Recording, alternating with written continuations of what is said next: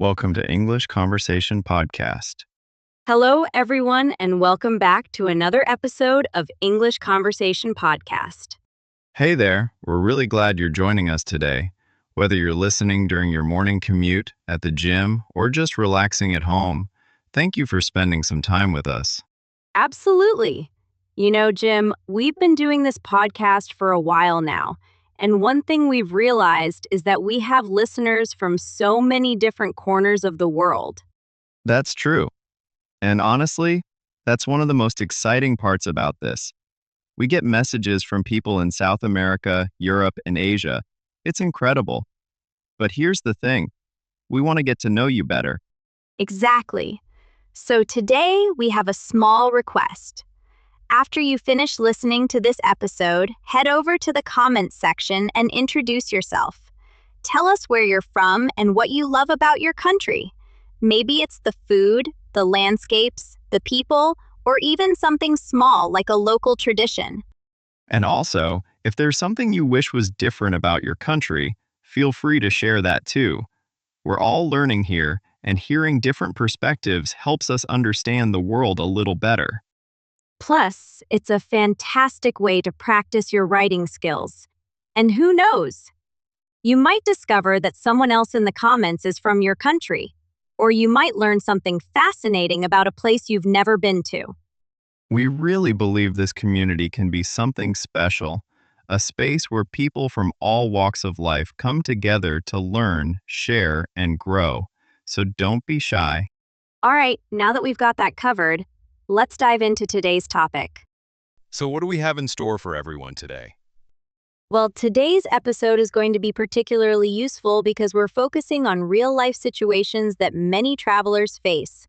We'll be exploring some essential vocabulary and grammar structures that will help you tell stories and describe past events more naturally. Throughout the episode, you'll hear the past continuous tense being used in context. You know, when you're describing what was happening at a specific moment in the past. We'll also cover emotional vocabulary that you can use when things don't go according to plan. And we'll look at the difference between will and going to when talking about future plans and decisions. These are topics that often confuse learners, but hearing them in real conversations makes everything clearer. Exactly. So we have a couple of short stories for you today. The first one involves a travel nightmare, something that I think many of us can relate to. Oh, definitely. In this first conversation, you'll hear Jim describing a really stressful situation at the airport. Pay attention to how he expresses panic, chaos, and those racing thoughts that go through your mind when everything seems to be falling apart. And then, in the second part, you'll hear how I managed to solve the problem. Was there a happy ending? Well, you'll have to listen to find out. All right, let's go ahead and listen to the first part of Jim's story. Here we go. I was at the airport last Friday, getting ready to fly to Chicago. Everything was fine until I reached the security line. What happened? I was standing in line when I suddenly realized I couldn't find my passport. I checked my jacket, my backpack, and every pocket I had, but it was gone. Oh no, I would have started panicking immediately. I did. My heart was pounding. People were getting impatient behind me, and I was frantically searching through my bag. That sounds incredibly stressful. Did you remember where you'd last seen it? At first, no. I felt completely overwhelmed and helpless. There were people everywhere. Announcements were coming over the loudspeakers, and I couldn't think clearly. So, what did you do? I stepped out of the line and tried to calm down. Then I started thinking about everything I'd done since arriving at the airport. That's smart. Sometimes you have to slow down before you can remember. Exactly. I remembered paying the taxi driver, checking my phone, and then stopping at a coffee shop before going to security.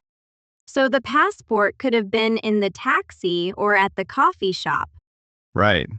And that was when I realized I had a real problem. Wow, that was intense, wasn't it? Absolutely. You could really feel the stress I was experiencing. Did you notice how I used the past continuous to paint a picture of everything that was happening around me? Right. Phrases like, I was standing in line, my heart was pounding, and people were getting impatient. All of these help create that sense of chaos and urgency. And the emotional vocabulary was really strong too. Words like panicking, frantically, overwhelmed, and helpless. These are perfect for describing those moments when you feel like everything is spiraling out of control. Now let's find out what Jim did to solve this problem. Did he miss his flight? Did he find his passport? Let's listen to the second part. Once I remembered the coffee shop, I had to decide what to do. I was going to call the taxi company, but then I thought, I'll try the coffee shop first. That makes sense. The coffee shop was still inside the airport. Exactly. So I ran back there and asked the barista if anyone had found a passport. And? At first, he said he didn't know. My flight was getting closer, and I could feel myself starting to panic again. I can imagine. What happened next? Then another employee came over and asked for my name. She opened a drawer behind the counter, and there was my passport. What a relief. I almost hugged her. Apparently, I'd left it on the counter when I was paying for my coffee, and another customer had handed it to the staff. So, did you make your flight? Yes, but barely. I went straight back to security, got through as quickly as I could, and reached the gate just before boarding started. That is a happy ending. But I think I would have needed another coffee after all that. Honestly, I needed a vacation from getting to my vacation. What a relief that you found your passport. I was genuinely worried for a moment there. But this story is a perfect example of how useful the past continuous really is. When you're telling a story about something stressful or chaotic, you often need to describe multiple actions happening at the same time. That's exactly when this tense shines. Absolutely. Notice how Jim said things like, I was standing in line, and people were getting impatient. He's setting the scene, helping us visualize what was going on around him. It makes the story much more vivid and engaging. Another important thing to highlight is the difference between will and going to that we heard in the second part. Do you remember when I said I was going to call the taxi company? That shows a plan or intention I already had at that point. Right. And then Jim said, I'll try the coffee shop first. That's will for a decision he made in the moment, not something he had planned beforehand. Understanding this distinction helps you sound more natural when you're speaking about your plans and decisions. Exactly. And one more thing, emotional vocabulary. If you want to express how you're feeling in stressful situations, words like panicking, overwhelmed, frantically, and helpless are incredibly useful. They're much more specific than just saying, I felt bad. Great point. These kinds of words allow you to communicate your emotions more precisely, which makes your English much more expressive. Now, speaking of stressful situations, let's move on to our next topic. Have any of you ever had to search for an apartment in a new city? Oh, that can be just as nerve-wracking as losing your passport. This time, Jim and I are going to act out an apartment hunting conversation. And as you'll hear, we have very different opinions about the place. This is a really practical conversation because it involves negotiation, expressing opinions, and discussing conditions. You'll hear a lot of useful vocabulary related to housing, and you'll also notice how people use conditional sentences when they're considering options. In the first part, we'll be taking a tour of the apartment. Pay attention to how we describe what we see and how we express our feelings about the place. One of us is excited and the other is not so sure. And in the second part, things get interesting because we'll start negotiating the terms of the rental agreement. That's where you'll hear questions about rent, bills, pets, and move-in dates. All right, let's listen to the first part. Here's the apartment tour. Wow, look at this living room. It's really spacious, and there's so much natural light. It is bright, but I'm a little worried about the street noise. We can hear the traffic even with the windows closed. I don't think it's that bad. And look at the kitchen. It's modern, and there's so much counter space. The kitchen is nice. I'll give you that. But what about the neighbors? The agent said the family upstairs has a young child. A young child doesn't necessarily mean it's going to be noisy. You won't be home all day? I will. I work from home 3 days a week, so noise matters to me. That's fair. But the bedroom is cozy, and the location is perfect.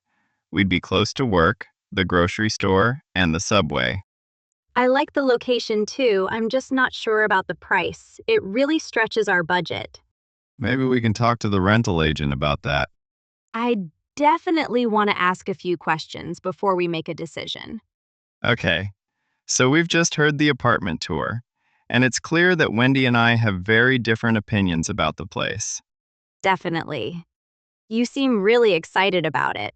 You love the brightness, the kitchen, and the location. But I have some serious concerns, especially about the noise. This is such a common situation when two people are making a big decision together. One person sees the positives and the other focuses on the potential problems. It's all about finding a compromise. Exactly. And did you notice the vocabulary we used? Words like spacious, natural light, cozy, and stretches our budget are all really useful when you're talking about housing and money. And now we're going to talk to the rental agent about the details. For this part, I'll play the rental agent and Wendy will be the renter. This is where the conversation becomes especially useful for anyone who might rent an apartment in an English-speaking country. Yes. Listen for questions about the rent, utilities, pets, and the lease. You'll also hear some polite ways to negotiate. All right, let's listen to the negotiation. Thanks for showing us around. We really like a lot of things about the apartment, but we have a few questions before we make a decision. Of course. Ask me anything. First, the rent is a little higher than we expected. Is that negotiable at all? The listed rent is $1,850 a month. The owner would prefer to keep it at that price, but there may be some flexibility depending on the lease. What kind of flexibility? If you're willing to sign a longer lease, I could ask the owner whether there's room to lower the monthly rent. Okay, that's good to know. And how much do utilities run per month? It depends on your usage, but usually around $120 to $150 for electricity, water, and heat. Internet is separate. All right, and what about pets? We don't have one now, but we might get a cat in the future. Pets are allowed, but there's an additional pet deposit. How much is the deposit? It's $300. If you decide to get a cat later, you'll need to pay the deposit at that time. That's reasonable. If we decide to get a cat later, we'll pay the deposit. Exactly. And what about the regular security deposit? Is that refundable? Yes, the deposit is refundable as long as there's no damage beyond normal wear and tear. Good. And when we move out, how long does it usually take to get the deposit back? Usually within 2 weeks, as long as everything is in good condition. Okay, one more question. When would the apartment be available? It's available starting on the 1st of next month. That timing would work for us. Great. If you're interested, I can send you the application today. Yes, please. We'd like to look it over before making a final decision. No problem. I'll email it to you this afternoon. Thank you. We appreciate your help. You're welcome. Let me know if you have any other questions. Well, that was quite the negotiation. We really covered all our bases before deciding whether to sign the lease. And this conversation gives us a great opportunity to talk about conditional sentences, especially the difference between if and when. As a general rule, we often use if for uncertain situations and when for things that are expected to happen. Remember when I said, if we decide to get a cat later, we'll pay the deposit. I used if because it's uncertain. We might get a cat or we might not. Exactly. But then you asked, when we move out, how long does it usually take to get the deposit back? Moving out is expected to happen eventually, so when sounds natural there. This is a really useful distinction. Compare these two sentences. If I move to New York, I'll need to find an apartment. That's uncertain. Maybe I'll move there, maybe I won't. But when I move to New York next month, I'll need to find an apartment. In that sentence, the move is already planned or expected. Right. The meaning changes depending on how certain the situation is. Now let's look at some of the housing vocabulary from that conversation. We heard the word rent. Rent is the money you pay regularly, usually every month, to live in a house or apartment that you don't own. And rental can refer to something that is rented, such as a rental apartment or rental property. You may also hear phrases like rental agreement. Another important word is lease.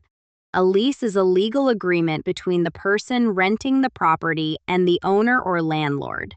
For example, you might sign a 6-month lease or a 1-year lease. We also heard deposit. A security deposit is money you pay before moving in. The landlord keeps it during your rental period and may use some of it if you damage the property. And as we heard in the conversation, the deposit may be refundable as long as there's no damage beyond normal wear and tear.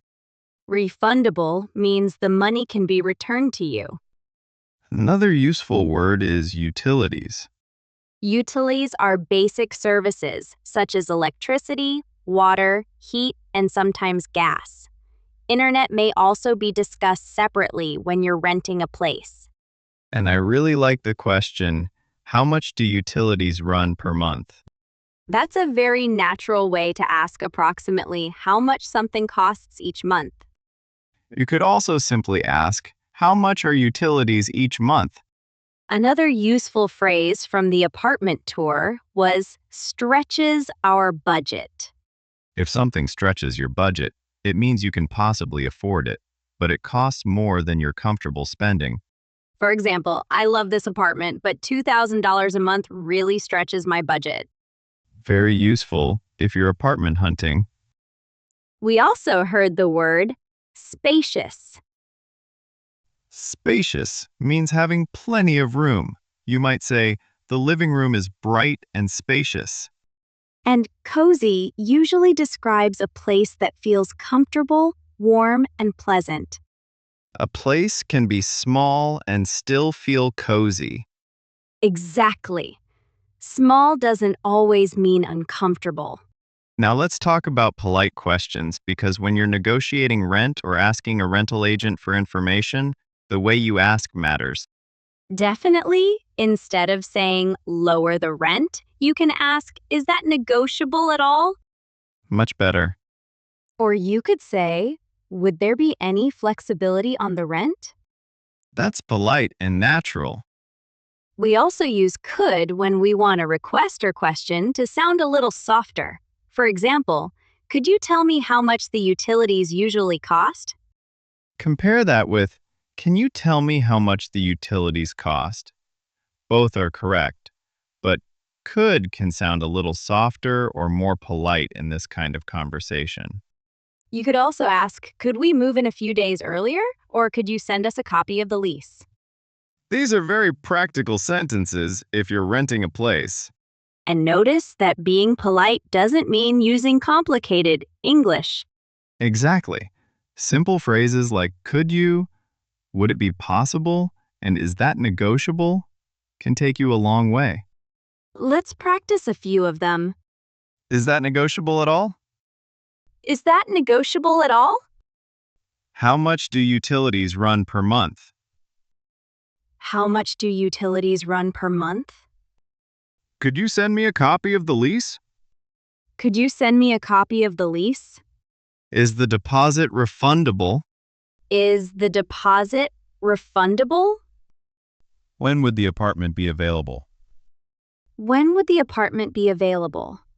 Great. These are all useful questions to practice before you actually need them. And that's one of the best ways to learn practical English. Practice the sentence before the stressful situation happens. Because when you're standing in an airport looking for a passport or talking to a rental agent about money, you already have enough to think about. You don't want to build every English sentence from zero at the same time. Exactly. Having a few useful phrases ready can make you feel much more confident. All right, before we wrap up, let's review what we covered today. We started with my airport nightmare. I was standing in line for security when I realized that my passport was missing. We saw how the past continuous helped describe what was happening around Jim. I was standing in line, my heart was pounding, and people were getting impatient. And we learned emotional vocabulary like panicking, frantically, overwhelmed, and helpless. Then Jim had to decide what to do. He was going to call the taxi company, but he made a decision in the moment and said, "I'll try the coffee shop first." That helped us compare going to for an existing intention with will for a decision made at the moment of speaking. Then we moved on to our apartment hunting conversation. Jim and I looked at an apartment and talked about the space, natural light, noise, location, and price. After that, I played the rental agent while Wendy asked about rent, utilities, pets, deposits, the lease, and the move-in date. And we looked at the difference between if and when. As a general rule, if is useful when something is uncertain, while when is often used when something is expected to happen. We also learned useful housing vocabulary like rent, rental, lease, deposit, utilities, spacious, and cozy. And we practiced polite questions like, "Is that negotiable at all?" And, "Could you send me a copy of the lease?" That's a lot of practical English for one episode. It really is. And now we want to hear from you. Think about my airport story. What was I going to do before I decided to try the coffee shop first? And here's a second question. In the apartment conversation, why was I worried about the noise? Write your answers in the comments in English. Don't worry if your sentences aren't perfect. We'll read your answers and we'll help guide and correct you when needed. And remember our question from the beginning of the episode. Tell us where you're from and one thing you love about your country.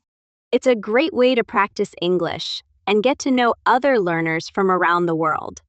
If today's episode was useful, please give it a like and subscribe to the channel. And share it with someone else who's learning English. Maybe a friend who's planning a trip or looking for an apartment. Thank you so much for spending this time with us. Keep listening, keep speaking, and keep practicing. We'll see you in the next episode. Take care, everyone. Bye. Bye.